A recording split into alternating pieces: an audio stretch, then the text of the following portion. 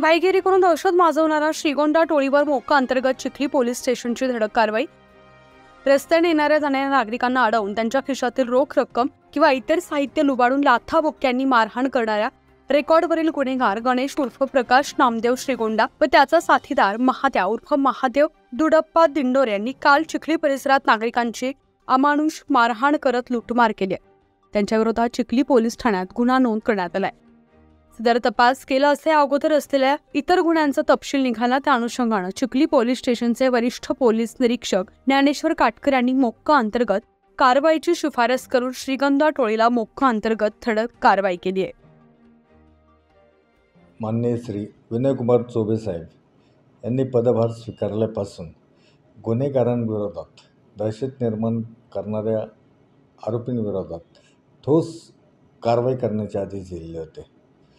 दिनांक 25/3/2024 रोजी चिखली परिसरामध्ये कृष्णानगर भाजी मंडई चौकात 2 मुलं हातामध्ये कोयता घेऊन दहशत निर्माण करत होती। येणारे जाणाऱ्या लोकांना अडवत होती, दमदाटी करत होती। दिसेवाईंसमोर त्यांनी एका इसमाला कोयत्याचा धाक दाखवून त्याच्याकडून त्याचं पाकिट, पैसे हे जबरदस्तीने चोरून नेले होते। त्याबाबत आम्ही चिखली पोलीस स्टेशनला गुन्हा रजिस्टर क्रमांक 173/2024 कलम 394 34 भादवीसह क्रिमिनल लॉ अमेंडमेंट ॲक्ट आणि आर्म ॲक्ट अन्वये गुन्हा दाखल केलेला होता। तपासामध्ये परिसरामध्ये दहशत निर्माण करण्याचा प्रयत्न केला गेलेला होता। त्यामुळं सहाय्यक पोलीस निरीक्षक उद्धव खाडे यांच्या नेतृत्वाखाली आम्ही एक टीम तयार केली आणि ह्या टीमने परिसरातील CCTV फुटेज चेक केले असता एक आरोपी गणेश उर्फ प्रकाश नामदेव श्रीगोंड हा रेकॉर्डवरील गुन्हेगार असल्याचं निष्पन्न झालं। अधिक तपासामध्ये आम्हाला असं निष्पन्न झालं की चिखली पोलीस स्टेशनच्या रेकॉर्डवरील गुन्हेगार गणेश श्रीगोंड यांनी एक स्वतंत्र टोळी निर्माण केलेली होती आणि या टोळीच्या माध्यमातून त्याचा दुसरा एक सहकारी निष्पन्न झाला। त्याचं नाव महादेव दुडप्पा दिंडोरे। या दोघांनी मिळून हा गुन्हा केल्याचे निष्पन्न झालं।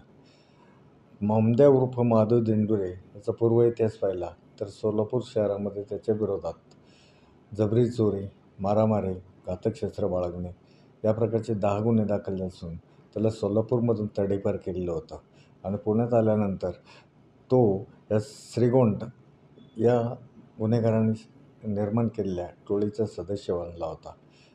श्रीगोंड याचा पूर्व इतिहास पाहता त्याच्यावरती पिंपरी चिंचवड आयुक्तालयामध्ये जुवेनाइल असल्यापासून एकूण 18 प्रॉपर्टी ऑफेन्स आणि बॉडी ऑफेन्स गंभीर स्वरूपाचे दाखल होते। यामध्ये घातक शस्त्राचा वापर केलेला होता।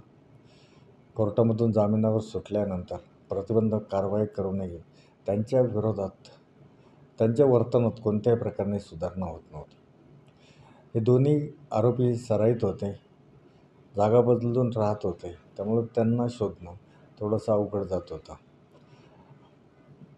API खाडे व यांच्या टीमनं अथक परिश्रम घेऊन शेवटी रहाटणी परिसरामधून या दोन्ही गुन्हेगारांना ताब्यात घेण्यात यश मिळवलं।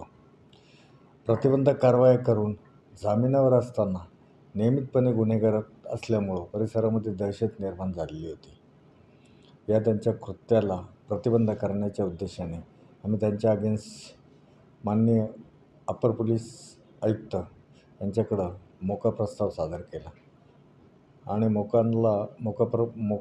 अन्वये तपास करण्याची आम्हाला परवानगी दिल्याने या गुन्ह्याला मोका लावलेला आहे आणि दोन्ही आरोपींना मोका अंतर्गत आम्ही ताब्यात घेतलेले आहेत। आमचा तपास चालू आहे। नागरिकांना काय आवाहन करा? नागरिकांना एकच आव्हान असेल की अशा प्रकारची दहशत निर्माण करणारे, गुंडगिरी करणारे इसम यांच्या भीतीला घाबरून न जाता त्यांनी आमच्या समोर येऊन किंवा गोपनीय पद्धतीने आम्हाला माहिती देऊन त्यांच्या विरोधात तक्रार करावी। त्यांचं नाव गोपनीयरित्या ठेवलं जाईल आणि अशा प्रकारचं कृत्य करणाऱ्या गुन्हेगारांविरोधात आम्ही यापुढच्या कालावधीत सुद्धा अशाच प्रकारची कडक कारवाई नियमितपणे करत राहणार आहोत।